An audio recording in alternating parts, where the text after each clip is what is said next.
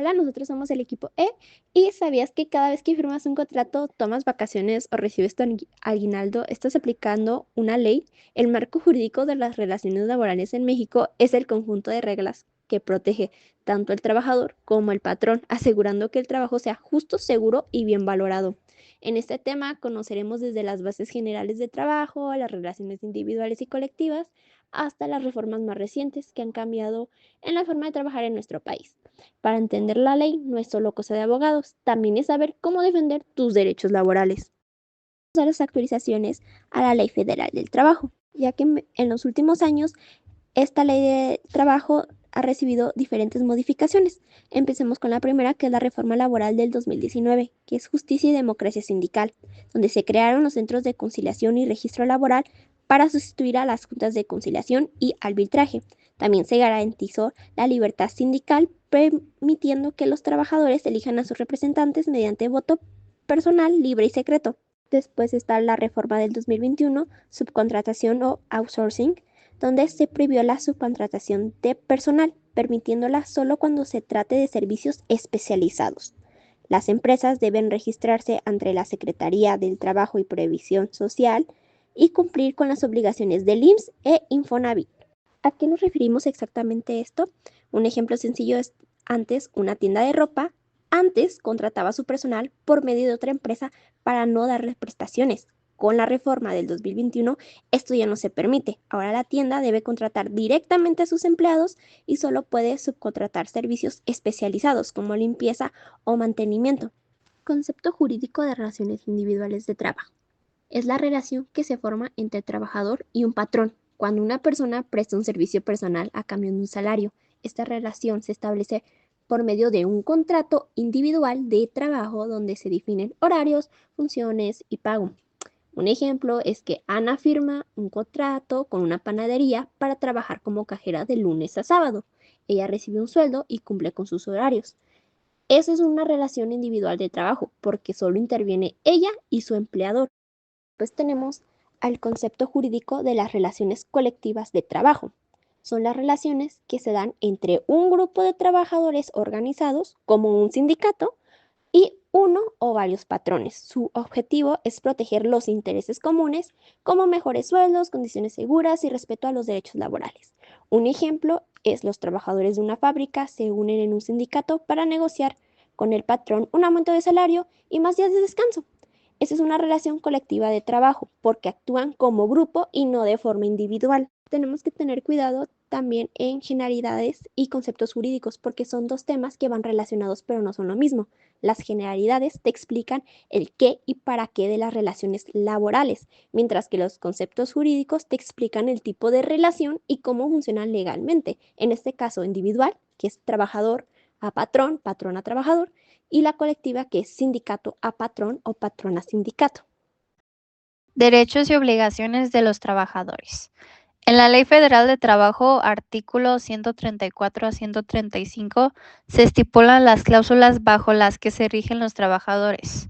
Por ejemplo, 1. Cumplir las disposiciones de las normas de trabajo que les sean aplicables. 2. Observar las disposiciones contenidas en el reglamento y las normas oficiales mexicanas en materia de seguridad, salud y medio ambiente de trabajo, así como las que indiquen los patrones para su seguridad y protección personal. 3. Desempeñar el servicio bajo la dirección del patrón o de su representante, cuya autoridad estarán subordinados en todo lo concerniente al trabajo. 4. Ejecutar el trabajo con la intensidad, cuidado y esmero apropiados y en la forma, tiempo y lugar convenidos. En México, la Ley Federal del Trabajo establece normas para garantizar relaciones laborales justas. Esto se nos explica en los artículos 132 y 133, que describen lo que los patrones deben realizar o no realizar, y los vamos a resumir en esa sección. El artículo 132 establece las obligaciones que todo patrón debe cumplir, Por ejemplo, debe pagar salarios y prestaciones en tiempo y forma, debe proporcionar a los trabajadores las herramientas y equipos necesarios en condiciones seguras para realizar su trabajo.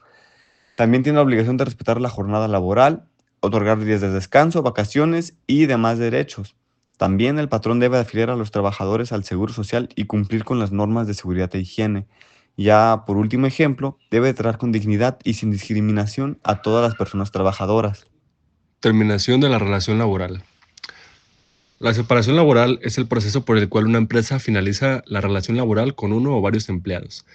Entre las formas más recomendadas de separación se encuentra la renuncia voluntaria, que es cuando el empleado admite que está renunciando por su propia cuenta, y la negociación laboral, ya que permiten un cierre más ordenado y respetuoso del vínculo de trabajo. Entre las causas de la separación laboral está la renuncia, que ocurre cuando el trabajador decide dejar su puesto voluntariamente. La empresa debe recibir un aviso previo, actualizar registros, calcular el finiquito y cubrir prestaciones pendientes. Otra causa es el despido, que puede realizarse por dos causas: acción disciplinaria, cuando el trabajador comete faltas graves como insubordinación, robo, negligencia o incumplimiento del reglamento; o reducción de personal, cuando razones económicas obligan a disminuir la plantilla laboral. Otra razón es el retiro, que se da cuando el empleado cumple con una edad o antigüedad establecida. Suele estar previsto en los planes laborales de la organización. Y por último, la última causa es la muerte, que requiere que el área de personal se comunique con los familiares y gestione los seguros o apoyos correspondientes. Entre las ventajas y desventajas de la separación laboral, tenemos como ventajas, que tenemos una oportunidad de mejorar el rendimiento, renovar el personal y fomentar la diversidad en la empresa. Y como desventajas, los costos de separación, costos de reclutamiento de nuevo personal y también la nueva capacitación de estos nuevos empleados. Finiquito e indemnización. El finiquito corresponde al pago que se hace cuando el trabajador renuncia voluntariamente e incluye aguinaldo, vacaciones y prima vacacional. La indemnización se otorga en casos de despido injustificado e incluye además 3 meses de salario y la prima de antigüedad.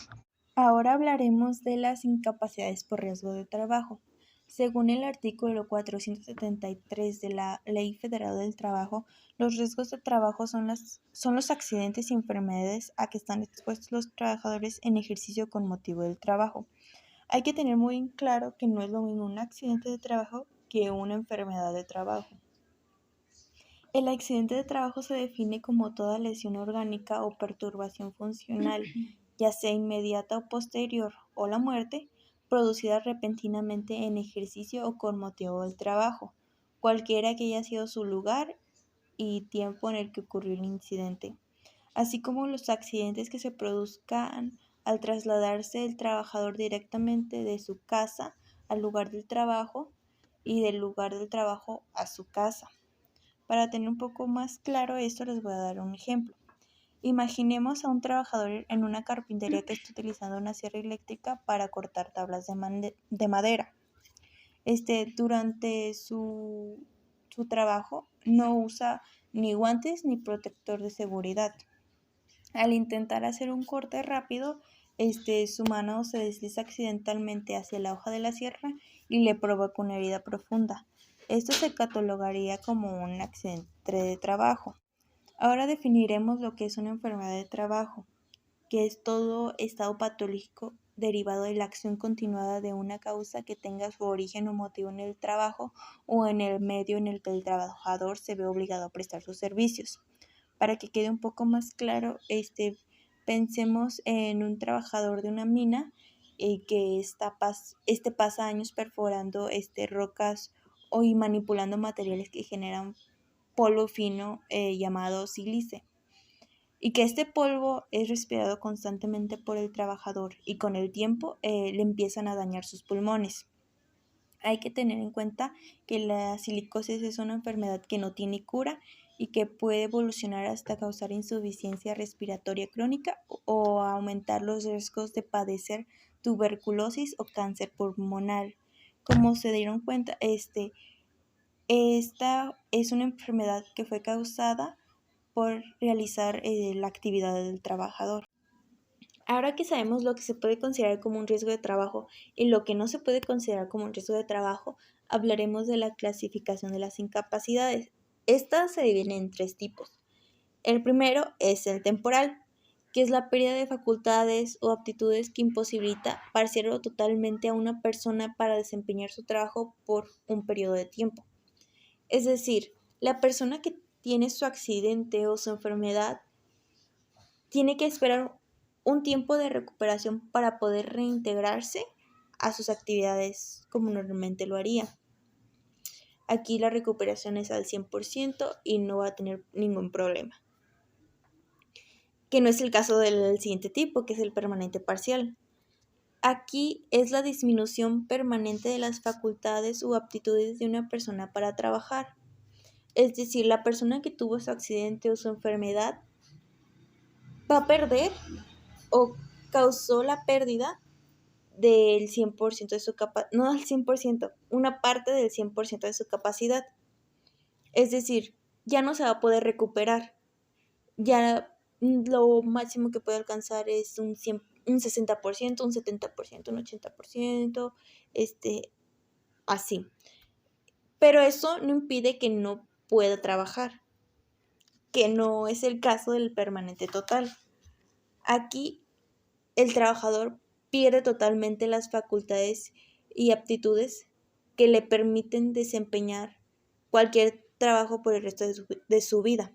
Es decir, la actividad del accidente o la enfermedad que tuvo, le causó un daño imborrable, incurable, y por lo mismo no va a poder desempeñar ningún trabajo. No va a poder desempeñarse haciendo nada por el resto de su vida. Entonces, hablaremos de las prestaciones, que estas se le dan a todos los trabajadores que sufren un riesgo de trabajo. Estas se pueden dividir en 2 tipos, en prestaciones de especie y en prestaciones de dinero. En prestaciones de especie tenemos la asistencia médica, quirúrgica y farmacéutica. Esto quiere decir que el trabajador tiene derecho a recibir atención médica completa, y esto incluye ya sea consultas con doctores especializados, cirugías, medicinas y tratamientos. Todo esto sin tener que pagar el trabajador. También tenemos los servicios de hospitalización, ya sea si el trabajador le realizaron una cirugía o en un accidente provoca que necesite estar en el hospital por un tiempo. El trabajador no tiene que preocuparse por los gastos que pueda originar. Tampoco tiene que preocupar por los aparatos de prótesis u ortopedia si llegara a necesitarlo. O sea, si el accidente le provocó una lesión que requiera de una prótesis, ya sea una pierna, un brazo artificial o incluso aparatos ortopédicos. En este caso serían férulas, bastones o sillas de ruedas. Aquí el trabajador lo recibe sin ningún costo. Y por último tenemos la rehabilitación. Aquí es si después de una cirugía o del accidente y del tratamiento médico, el trabajador necesita terapia física o algún tipo de rehabilitación para recuperar la fuerza, movilidad o coordinación. Esto en caso de, no sé, si se fractura una pierna o cosas así. Todo esto no se tiene que preocupar por los gastos que se puedan originar. Entonces pasaremos a todas esas prestaciones de dinero que tiene derecho el trabajador que haya sufrido un riesgo de trabajo. Si se incapacita el trabajador durante todo ese periodo de tiempo en el que no va a poder laborar, recibirá el 100% del salario que se encontraba cotizando al momento en que ocurrió el riesgo. Todo esto hasta que se le declare si tiene una incapacidad permanente parcial, una incapacidad permanente total o una incapacidad temporal. Si se llegara a declarar la incapacidad permanente total, recibirían una pensión mensual equivalente al 70% del salario que se encontraba cotizando al momento en que ocurrió el riesgo. En caso de que haya sido una enfermedad de trabajo, la pensión se calculará con el promedio de salario base de cotización de las últimas 52 semanas. Para una incapacidad que es declarada como permanente parcial superior al 50%, el trabajador recibirá una pensión que será otorgada por la institución de seguros que el mismo trabajador elija. Y a los pensionados por incapacidad permanente total y parcial con un mínimo de más del 50% de incapacidad, percibirán un aguinaldo anual equivalente a 15 días del importe de la pensión que están recibiendo. Y por último, la pensión que se le está otorgando a la persona en caso de que haya sido una incapacidad permanente total será siempre superior a la que le correspondería al asegurado por invalidez. Las sanciones laborales son medidas disciplinarias que una empresa aplica a un trabajador cuando éste incumple las normas, políticas o obligaciones establecidas en su contrato o reglamento interno. Causas comunes son retardos, faltas injustificadas, desobediencia, mal comportamiento o mal uso de error. Tenemos 4 tipos de indemnizaciones. El primero es por despido laboral. Este aplica cuando un empleador termina la relación de trabajo de manera injustificada. En México, cuando esto sucede, el trabajador tiene derecho a recibir 3 meses de salario, la prima de antigüedad y también prestaciones proporcionales, como aguinaldo, vacaciones y la prima vacacional. Todo esto busca proteger al empleado frente a un despido sin causa justificada. El segundo tipo es la indemnización por riesgo de trabajo o por accidente laboral. Este ocurre cuando un trabajador sufre un accidente o una enfermedad derivada directamente de sus actividades laborales. Dentro de este tipo existen varios subtipos, que es la incapacidad temporal, incapacidad parcial, incapacidad permanente o incluso indemnización por muerte, dependiendo de la gravedad del daño. En tercer lugar está la indemnización según el tipo de contrato. Aquí se toma en cuenta si el contrato es por tiempo determinado o tiempo indeterminado. Dependiendo del tipo de contrato y de las condiciones pactadas, la indemnización puede variar. Este tipo busca asegurar que sin importar la modalidad del contrato, exista protección para el trabajador ante una terminación anticipada o injustificada. Y por último, tenemos la indemnización en contratos mercantiles. Aquí ya no hablamos de relaciones laborales, sino de acuerdos entre empresas o particulares.